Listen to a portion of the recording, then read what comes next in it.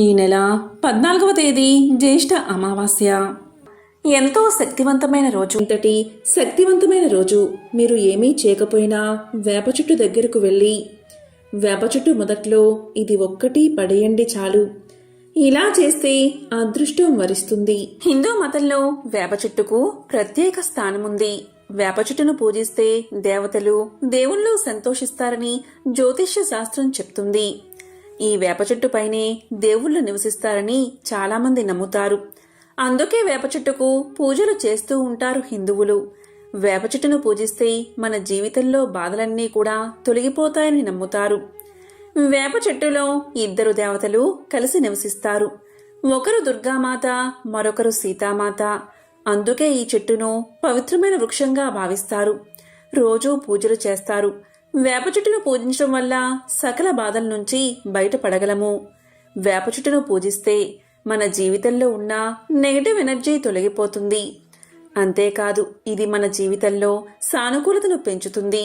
శనిదోషం ఉంటే ఎక్కడా లేని సమస్యలు మనల్ని చుట్టుముడుతూ ఉంటే ఆ శనిదోషం పోయేందుకు, సమస్యలు తొలగిపోయేందుకు ఎన్నో ప్రత్యామ్నాయాలు చేస్తూ ఉంటారు. శనిదోషం ఉంటే వేప చెట్టును పూజిస్తే చాలు, మీకు ఉపశమనం కలుగుతుంది. ముందుగా ఒక విశేషమైన కథను ఇప్పుడు విందాం. అనగనగా ఒక రాజ్యంలో ఒక రాజు, ఒక రాణి ఉండేవారు. ఆయనకు ఇద్దరు కుమార్తెలు, ఇద్దరు కుమారులు ఉన్నారు.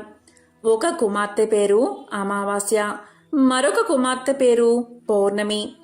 పౌర్ణమి చాలా మతపరమైన విశ్వాసాలు కలిగి ఉండేది. ఆమె ఎప్పుడూ కూడా గోవులకు సేవ చేస్తూ ఉండేది. అన్ని పనులు కూడా చేస్తూ ఉండేది.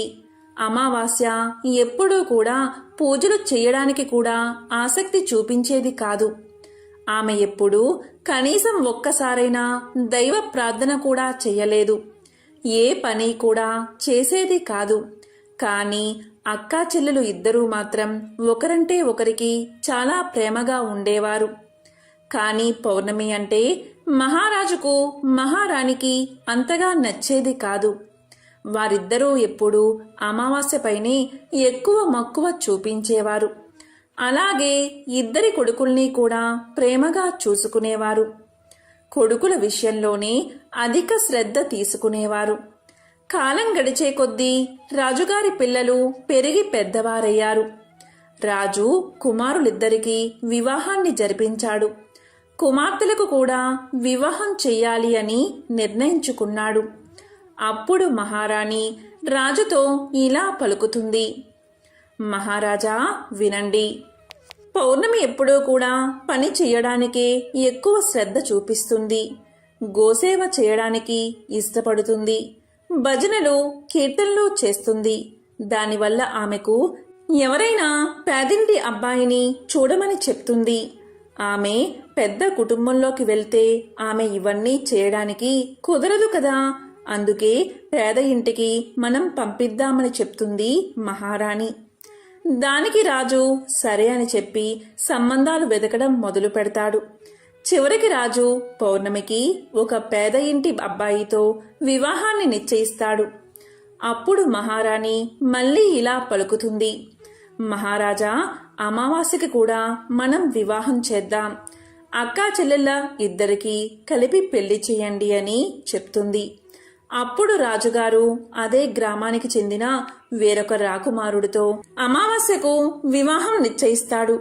ఈ విషయాన్ని రాజు రాణికి చెప్పగానే ఆమె ఎంతో సంతోషిస్తుంది. మనసులో ఆమె ఇలా అనుకుంటుంది. పేద ఇంట్లో పౌర్ణమి ఎలా ఉంటుందో చూద్దామనుకుంటుంది. ఆమె ఎప్పుడూ కూడా పూజలు అంటుంది కదా. ఆమెకు దేవుడు ఎలా సహాయం చేస్తాడు ఇప్పుడు అని అనుకుంటుంది మనసులో.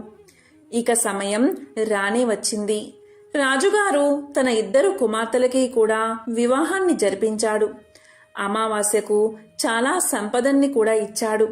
కానీ పౌర్ణమికి మాత్రం ఏమీ ఇవ్వలేదు.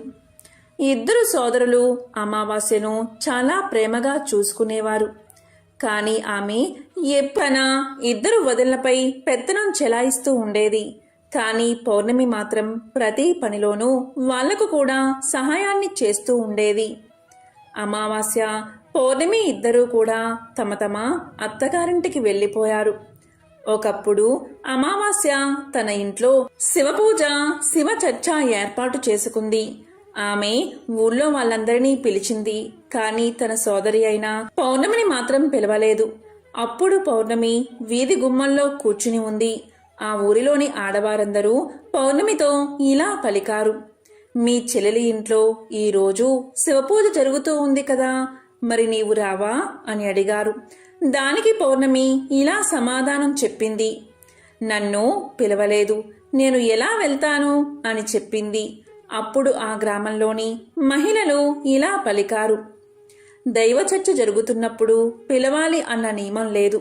ఎవరైనా సరే వెళ్ళవచ్చు. అందువల్ల నీవు కూడా మాతో రమ్మని పిలిచారు. అప్పుడు పౌర్ణమి కూడా ఆ శివ చర్చకు వెళ్ళింది. అమావాస్య పౌర్ణమిని చూసి ఇలా పలుకుతుంది. నేను నిన్ను పిలవలేదు కదా, మరి నా ఇంటికి నీవు ఎందుకు వచ్చావు అని కోపంగా అడిగింది. వస్తే వచ్చావు కాని నిశ్శబ్దంగా ఉండు, అటూ ఇటూ తిరగకు అని చెప్పింది. ఆమె పేదరికాన్ని చూసి ఎగతాళి చేసింది. అప్పుడు పౌర్ణమి కళ్ళ నుండి నీళ్లు తిరిగాయి. వెంటనే ఆమె మహాదేవుణ్ణి ప్రార్థించడం మొదలుపెట్టింది. ఓ మహాదేవా, నీవు నా పట్ల ఇంత నిర్దాక్షిణ్యాన్ని చూపిస్తావా? నా తప్పు ఏమిటి? పూజలు చేయడం, గోసేవ చేయడమే నా తప్ప? పనిచేయడం నా తప్ప? దేవా, నీవు ఎప్పుడు నన్ను కరుణిస్తావు అని అనుకుంటూ దేవుణ్ణి వేడుకుంటూ ఉంది. ఆ శివపూజ శివచర్చ మొత్తం కూడా పూర్తయిపోయింది. అప్పుడు అమావాస్య అందరికీ కూడా ప్రసాదాన్ని ఇచ్చింది. కానీ పౌర్ణమికి ఇవ్వలేదు. వెంటనే పౌర్ణమి అక్కడి నుండి తిరిగి వెళ్ళిపోయింది. ఆమె దారిలో ఇలా అనుకుంటుంది. నేను ఇప్పుడు ప్రసాదాన్ని తీసుకుని వెళ్లకుండా ఇంటికి వెళ్లితే నా పిల్లలు ప్రసాదం ఏదని అడుగుతారు. అప్పుడు నేను ఏం సమాధానం చెప్పాలి అని అనుకుని తన అన్న వదిన దగ్గరికి వెళ్ళాలి అనుకుంటుంది. అనుకుంటూనే ఇంటికి వెళ్లి తన భర్తతో పిల్లలతో అన్నగారింటికి వెళ్లి వస్తాను అని చెప్పి అన్నగారింటికి బయలుదేరింది. పౌర్ణమి నడుచుకుంటూ వెళ్తూ ఉండగా దారిలో ఒక తులసి చెట్టు కనిపించింది. అక్కడ ఒక వృద్ధురాలు కూర్చుని ఉంది. ఆ వృద్ధురాలు ఇలా పలుకుతుంది. అమ్మా, నీవు ఎవరు? ఎక్కడికి వెళ్తున్నావు అని అడుగుతుంది. ఆమె అడిగిన ప్రశ్నలకు పౌర్ణమి తన గురించి వివరణ ఇచ్చింది. తన్ని తాను పరిచయం చేసుకుంది. అప్పుడు ఆ ముసలావిడ ఇలా అంటుంది. అమ్మా చూడు, ఈ తులసి మొక్క ఎండిపోతుంది, దీంట్లో కొంచెం నీరు పొయ్యమ్మా అని చెప్పగానే పౌర్ణమి ఆ తులసి మొక్కకు నీరు పోస్తుంది. అమ్మా చూడు, ఈ తులసి మొక్క ఎండిపోతుంది కదా, అలాగే ఈ చుట్టూ ఉన్న ప్రదేశాన్ని కూడా కొంచెం శుభ్రం చెయ్యి, అలాగే నా స్నానానికి నీళ్లు కూడా తోడమని చెప్తుంది ఆ వృద్ధురాలు. అప్పుడు పౌర్ణమి సరే అని చెప్పి ఆ ప్రదేశాన్నంతా శుభ్రం చేస్తుంది. తులసి చెట్టును పూజిస్తుంది. ముసలి అవ్వకు స్నానం చేయడానికి నీటిని ఏర్పాటు చేస్తుంది. ఆమె పాదాలను ఒత్తుతుంది. అన్ని పనులు అయిపోయాక బామ్మ, ఏమైనా పని ఉందా అని అడుగుతుంది. ఏమీ లేదు అని చెప్పగానే వృద్ధురాలి ఆశీర్వాదాలు తీసుకుని పౌర్ణమి ముందుకు సాగుతుంది. అలా కొంచెం ముందుకు వెళ్లేసరికి పౌర్ణమికి ఒక గుడి కనిపిస్తుంది. ఆ గుడి దగ్గర ఒక సాధువు కూర్చుని ఉన్నాడు. ఆయన ఇలా పలుకుతున్నాడు. తల్లి, నీవు ఎవరు? ఎక్కడికి వెళ్తున్నావు అని అడుగుతాడు. అప్పుడు పౌర్ణమి తన గురించి వివరణ ఇచ్చి నేను మా అన్న వదిన దగ్గరికి వెళ్తున్నాను అని సమాధానం చెప్పుతుంది. అప్పుడు ఆ ముసలి వేషంలో ఉన్న పరమేశ్వరుడు ఇలా పలుకుతాడు. తల్లి, ఈ గుడిని కొద్దిగా శుభ్రం చేస్తావా అని అడుగుతాడు. దానికి పౌర్ణమి సరే అని చెప్పి ఆ గుడిని శుభ్రం చేస్తుంది.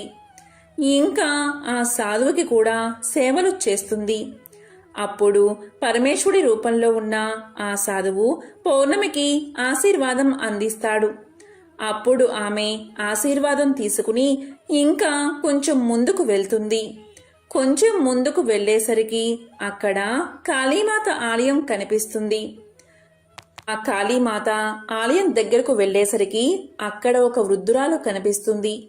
ఆమె ఇలా పలుకుతుంది. ప్రతి ఒక్కరూ కూడా గుడికి వస్తున్నారు, వెళ్తున్నారు. కానీ ఒక్కరూ కూడా గుడిని శుభ్రం చేయట్లేదు. కాస్త ఈ గుడిని శుభ్రం చేస్తావా అని అడుగుతుంది. దానికి పౌర్ణమి సరే అని పలుకుతుంది. సరే అమ్మా, అలాగే చేస్తాను అని చెప్పి గుడిని మొత్తం శుభ్రం చేస్తుంది. శుభ్రం చేసి కాళీమాతను పూజిస్తుంది. తరువాత ఆ వృద్ధురాలి దగ్గర ఆశీర్వాదం తీసుకుని ముందుకు సాగుతుంది. ఇంకొంచెం ముందుకు వెళ్ళగా ఒక నది ఒడ్డున ఒక ముసలి అవ్వ కూర్చుని ఉంటుంది. ఆ ముసలి అవ్వ ఇలా పలుకుతుంది. ఇంతకీ ఆమె ఎవరంటే ఎవరో కాదు, సాక్షాత్తు గంగామాత. ఆమె ఇలా అంటుంది. ప్రతి ఒక్కరూ కూడా నదిలోకి దిగి స్నానం చేస్తున్నారు, అలాగే వెళ్తున్నారు. ఇక్కడ అంతా కూడా చాలా మురికిగా ఉంది. పైన ప్రదేశం అంతా కూడా చాలా మురికి చేశారు. ఇదంతా శుభ్రం చేస్తావా అని అడుగుతుంది. దానికి పౌర్ణమి సరే శుభ్రం చేస్తాను అని చెప్పి ఆ ప్రదేశాన్నంతా శుభ్రం చేసి నావలో కూర్చుని అవతల ఒడ్డుకు వెళ్లి అన్నావదిల్లా ఇంటికి చేరుకుంటుంది. అన్నావదిల్లా ఇంటికి చేరుకునేసరికి వాళ్ళు ఎంతో సంతోషిస్తారు. ఆ రోజంతా కబుర్లు చెప్పుకుంటూ కాలక్షేపం చేస్తారు. రాత్రి అవుతుంది. అప్పుడు పౌర్ణమి అక్కడే నిద్రపోయి ఉదయం లేచి నేను వెళ్లి వస్తాను అని చెప్పేసరికి పౌర్ణమి వదిన గారు ఆమెకు ఎరుపు రంగు చీరను ఇస్తారు. పౌర్ణమి ఈ చీర కట్టుకుని వెళ్ళు అంటుంది వదిన గారు. సరే అని చెప్పి పౌర్ణమి ఆ చీరను కట్టుకుని అక్కడి నుండి బయలుదేరుతూ ఉండగా వదిన గారు ఇద్దరూ కూడా ఒక సంచిని పౌర్ణమికి ఇస్తారు. ఇవన్నీ తీసుకో అని చెప్పి అంటారు. అప్పుడు పౌర్ణమి ఆ సంచిని తీసుకుని బయలుదేరుతుంది. మళ్ళీ అదే నావను ఎక్కి యువతల గట్టుకు చేరుకుంటుంది. అప్పుడు గంగామాత పౌర్ణమికి రెండవ సంచిని ఇస్తుంది. అది పౌర్ణమి తీసుకుంటుంది. ఇంకాస్త ముందుకు వచ్చేసరికి కాళీమాత దగ్గర ఉన్న వృద్ధురాలు పౌర్ణమికి మూడవ సంచిని ఇస్తుంది. పౌర్ణమి ఆ సంచిని కూడా తీసుకుంటుంది. ఇంకాస్త ముందుకు వచ్చేసరికి యోగి రూపంలో ఉన్న పరమేశ్వరుడు కూడా పౌర్ణమికి ఒక సంచిని ఇస్తాడు. పౌర్ణమి అది కూడా తీసుకుని ముందుకు సాగిపోతుంది. తరువాత ఇంకాస్త ముందుకు వచ్చేసరికి తులసీమాత కనిపిస్తుంది. అక్కడ ఆమె ముసలి అవ్వ రూపంలో పౌర్ణమికి ఒక సంచిని అందజేస్తుంది. పౌర్ణమి అది కూడా తీసుకుని తన ఇంటికి చేరుకుంటుంది. ఇంటికి చేరుకున్న తర్వాత పౌర్ణమి ముందుగా అన్నా వదిల్లో ఇచ్చిన సంచిని తెరిచి చూస్తుంది. అందులో చాలా మిఠాయిలు అలాగే కొత్త బట్టలు ఉన్నాయి. వాటిని తీసి పిల్లలకు మిఠాయిలను కొత్త బట్టలను అందజేస్తుంది. తరువాత గంగామాత ఇచ్చిన సంచిని తెరిచి చూడగా దాని నిండా కూడా బంగారం ధనంతో నిండి ఉంటుంది. ఆ తరువాత కాళీమాత ఇచ్చిన సంచిని తెరిచి చూడగా దాంట్లో ధనధాన్యాలు. తరువాత పరమేశ్వరుడు ఇచ్చిన సంచిని తెరిచి చూడగా దాని నిండా కూడా ధనధాన్యాలు ఉన్నాయి. వాటన్నిటినీ చూసి పౌర్ణమి ఎంతో సంతోషించింది. తనకు ఇప్పుడు తన ఇంట్లో ఎటువంటి లోటు లేదు. తాను చాలా సంతోషంగా జీవిస్తూ ఉంది. ఇలా కొన్ని రోజులు గడిచిన తర్వాత పౌర్ణమి ఇలా అనుకుంటుంది. మన ఇంట్లో శివపూజను ఏర్పాటు చేసుకోవాలి అనుకుని ఏర్పాట్లు చేసుకుంటుంది. దానికి అమావాస్యను కూడా రమ్మని పిలుస్తుంది. అప్పుడు ఊళ్ళో ఉన్న వాళ్ళంతా శివ పూజలో పాల్గొనడానికి వస్తారు. వారితో పాటు అమావాస్య కూడా వస్తుంది. అమావాస్య పౌర్ణమిని చూసి ఇలా అడుగుతుంది. నీకు ఇంత ధనం ఎలా వచ్చింది అని అడగగానే పౌర్ణమి ఇలా పలుకుతుంది. నేను మీ ఇంటికి వచ్చినప్పుడు నాకు ప్రసాదాన్ని ఇవ్వలేదు కదా. నేను ఆ బెంగలో అన్నా వదిల దగ్గరకు వెళ్దామని బయలుదేరాను అని చెప్పి దారిలో జరిగిన విషయాన్నంతా కూడా అమావాస్యకు తెలియచేసింది. అప్పుడు అమావాస్య ఇలా పలుకుతుంది. నేను కూడా అలాగే వెళ్తాను. నాకు ప్రసాదం ఇవ్వద్దు అంటుంది. దానికి పౌర్ణమి ఇలా అంటుంది. ప్రసాదాన్ని ఇవ్వకపోవడం తప్పు. ప్రసాదాన్ని అందరికీ పంచాలి. నేను ప్రసాదం ఖచ్చితంగా ఇస్తాను అంటుంది. కాని అమావాస్య వినకుండా ప్రసాదాన్ని తీసుకోకుండానే బయలుదేరుతుంది. తాను బయలుదేరిన తర్వాత ఆమెకు మొదటిగా తులసి చెట్టు వద్ద ఉన్న ముసలి అవ్వ కనిపించింది. ఆమె ఇలా పలుకుతుంది, అమ్మాయి, తులసి మొక్కకు చాలా రోజుల నుంచి నీరు లేదు. ఈ ప్రదేశమంతా చాలా మురికిగా ఉంది. నీవు శుభ్రం చేస్తావా అని అడుగుతుంది. దానికి అమావాస్య, ఏం మాట్లాడుతున్నావు నువ్వు? నన్ను నీవు చూసావా? నేను ఈ పనులన్నీ చేస్తే నా బట్టలన్నీ కూడా మురికి అయిపోతాయి. కాబట్టి నేను ఈ పనులు చేయను అని చెప్పి ముందుకు వెళ్ళిపోతుంది. అప్పుడు సాధువు రూపంలో ఉన్న పరమేశ్వరుడు కనిపిస్తాడు.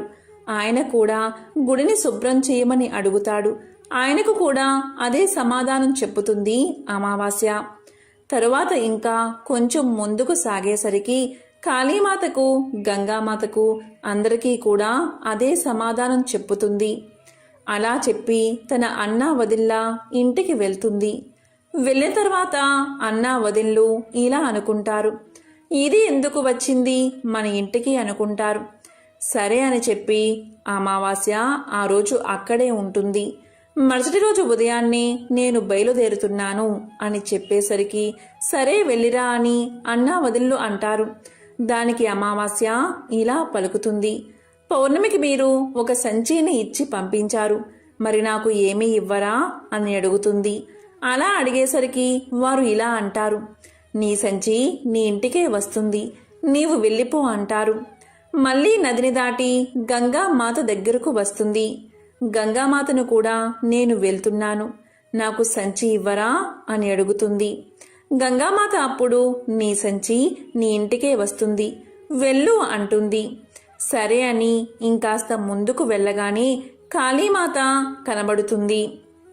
అలా కాళీమాత, పరమేశ్వరుడు, తులసిమాత కూడా అదే మాట చెప్తారు. అమావాస్య తన ప్రాంగణంలో అడుగు పెట్టగానే 5 సంచులు కనిపిస్తాయి.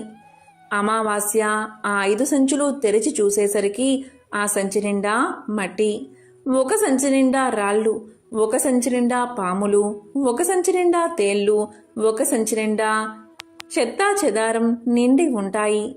అప్పుడు అమావాస్యకు బుద్ధి వస్తుంది. భగవంతుడా నన్ను కాపాడు అని ప్రాధేయపడుతుంది. పరిగెత్తుకుంటూ వెళ్ళి పౌర్ణమితో ఇలా పలుకుతుంది, నీకు సమస్తమైన సుఖాలు లభించాయి, కానీ నాకు ఏమీ లేవు అని అంటుంది. అప్పుడు పౌర్ణమి ఇలా అంటుంది, నేను అందరితో చాలా మంచిగా ప్రవర్తించాను. ఇంకా అన్నా వదినలకు నేను ఎప్పుడూ సహాయం చేస్తూనే ఉన్నాను. నీవు ఎప్పుడూ కూడా సహాయం చేయలేదు. నీవు గంగామాతకు కానీ, తులసీమాతకు కానీ, పరమేశ్వరుడికి కానీ ఎవ్వరికీ కూడా సహాయం చేయలేదు. అలాగే వాళ్ళ మాటలకు నీవు విలువ ఇవ్వలేదు. భగవంతుడు నీకు అందుకే ఏమీ ఇవ్వలేదు అని సమాధానం చెప్తుంది పౌర్ణమి. నన్ను నీవు క్షమించు, ఇదంతా కూడా అజ్ఞానం వల్ల జరిగిపోయింది అని చెప్పి అమావాస్య ఇలా పలుకుతుంది. నేను మరలా భగవంతుణ్ణి ప్రార్థించి ఇవన్నీ పొందుతాను అని చెప్పగానే పౌర్ణమి ఇలా అంటుంది, నీవు ఎప్పుడూ కూడా ఈ 3 సూత్రాలు గుర్తించుకో. మొదటి సూత్రం ఏంటి అంటే అందరి మీద దయ కలిగి ఉండు. ఇక రెండవది, ప్రతిరోజు కూడా 108 సార్లు ఓం నమఃశివాయ అనే మంత్రాన్ని జపిస్తూ ఉండు.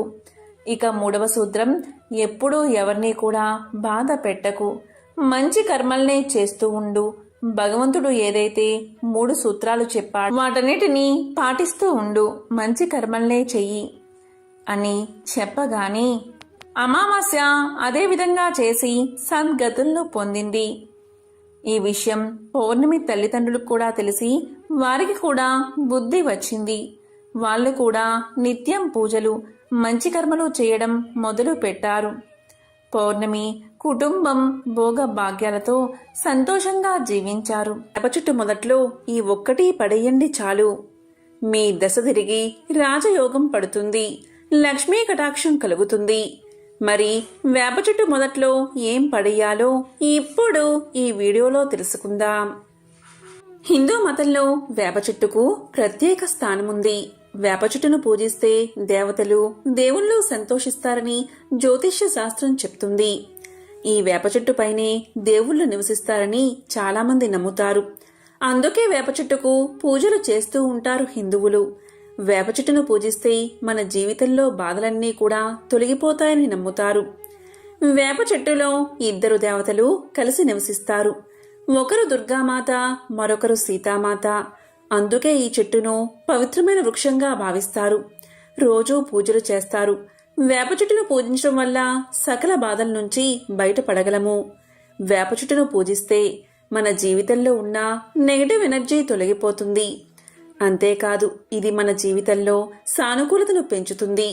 శనిదోషం ఉంటే ఎక్కడా లేని సమస్యలు మనల్ని చుట్టుముడుతూ ఉంటే ఆ శనిదోషం పోయేందుకు, సమస్యలు తొలగిపోయేందుకు ఎన్నో ప్రత్యామ్నాయాలు చేస్తూ ఉంటారు.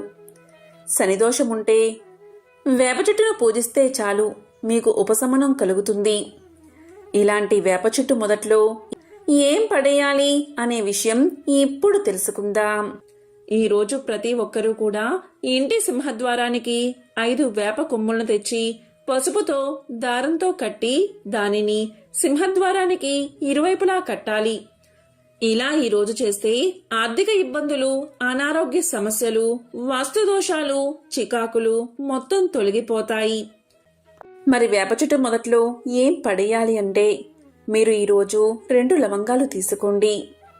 మీకున్న సమస్యల గురించి, వ్యాపార, ఉద్యోగ సమస్యల గురించి తలుచుకుని ఇంటి నుంచి బయటకు వచ్చి మీ తల చుట్టూ ఆ లవంగాలతో దిష్టి తీసుకుని ఆ తర్వాత మీ ఇంటికి దూరంగా ఉన్న వేప చెట్టు మొదట్లో ఆ లవంగాలు పడేయండి. ఈ పరిహారాన్ని మీరు ఏ సమయంలో చేసినా పర్వాలేదు. లవంగాలు మన జీవితంలో ఉన్న సమస్యలను తొలగిస్తాయి, నెగటివ్ ఎనర్జీని తొలగిస్తాయి. లవంగాలతో పరిహారం చేయడం వల్ల అనేక ఉపయోగాలు ఉన్నాయి. అంతేకాదు, ఇంట్లో లవంగాలు ఉంటే ఆర్థిక ఇబ్బందులు దరిచేరవు. పరిహార శాస్త్రంలో లవంగాలకు చాలా ప్రత్యేక ప్రాముఖ్యత ఉంది. లవంగాలతో ఆహారం చేస్తే సకల శుభాలు కలుగుతాయి. మీ పూజా గదిలో లవంగాలు ఉంచడం వల్ల మీ ఇంట్లోకి నెగటివ్ ఎనర్జీ అనేదే రాదు. వారంలో ఒకసారి కానీ లేదా పౌర్ణమి, అమావాస్య తిథుల్లో కానీ మీ పూజా గదిలో దీపాన్ని వెలిగించి అందులో 2 లవంగాలు వెయ్యండి. ఇలా లవంగాలు వేసి దీపాన్ని వెలిగిస్తే సకల దోషాలు తొలగిపోతాయి. ఇలా చాలా రకాల పరిహారాలు చేసుకోవచ్చు. 2 లవంగాలతో దిష్టి తీసుకుని వాటిని వేప చెట్టు మొదట్లో పడేస్తే మీకున్న దోషాలు తొలగిపోతాయి. లవంగాలను వేప చెట్టు మొదట్లో పడేస్తే మీరు ఎదుర్కొంటున్న ఆరోగ్య సమస్యల నుంచి బయటపడతారు అని పరిహార శాస్త్రంలో చెప్పబడింది. ఆరోగ్యపరంగా, పరిహారాల పరంగా లవంగాలు చాలా మేలు చేస్తాయి. లవంగాలు మసాలాల్లో ఒక ముఖ్యమైన పదార్థం. ఇందులో ఎన్నో గొప్ప సుగుణాలు ఉంటాయి. వీటిని తినడం వల్ల చాలా లాభాలు ఉన్నాయి. లవంగాలు బరువు తగ్గడానికి చాలా ఉపయోగపడతాయి. లవంగాలను తీసుకుంటే క్యాన్సర్, షుగర్ లాంటి సమస్యలు దూరమవుతాయి.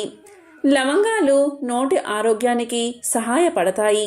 వీటిని తీసుకోవడం వల్ల నోటిపూతలు, దంతాల వాపు, చిగుళ్ల వాపు వంటి అనేక సమస్యల నుంచి బయటపడవచ్చు. లవంగాలు రక్తాన్ని శుద్ధి చేస్తాయి. ఇందులో ఉండే యాంటీ బ్యాక్టీరియల్ గుణాలు ఇమ్యూనిటీని పెంచుతాయి. యాంటీ ఆక్సిడెంట్స్ మనకు రోగాలు రాకుండా సహాయం చేస్తాయి. లవంగాలు క్యాన్సర్తో పోరాడడంలో చాలా ఉపయోగపడతాయి. క్యాన్సర్ అభివృద్ధిని నిరోధించడంలో సహాయపడతాయి. కడుపులో అల్సర్తో బాధపడేవారు లవంగాలు తీసుకోవడం వల్ల చాలా మేలు చేస్తాయి. లవంగాలు ఆరోగ్యపరంగా కూడా ఎంతో మేలు చేస్తాయి. లవంగాలు మన జీవితంలో ఉన్న బాధలను, దరిద్రాన్ని దూరం చేస్తాయి. కాబట్టి ప్రతి ఒక్కరూ కూడా అమావాస్య రోజు వేప చెట్టు మొదట్లో 2 లవంగాలు వెయ్యండి. ఈ పరిహారాన్ని చేసి మీకు పట్టిన దరిద్రాన్ని తొలగించుకుని ఆనందంగా జీవించండి. ఓం శ్రీ మహాలక్ష్మియే నమః. ఓం శ్రీ మాత్రే నమః. ఓం నమః శివాయ. ఓం నమో నారాయణాయ.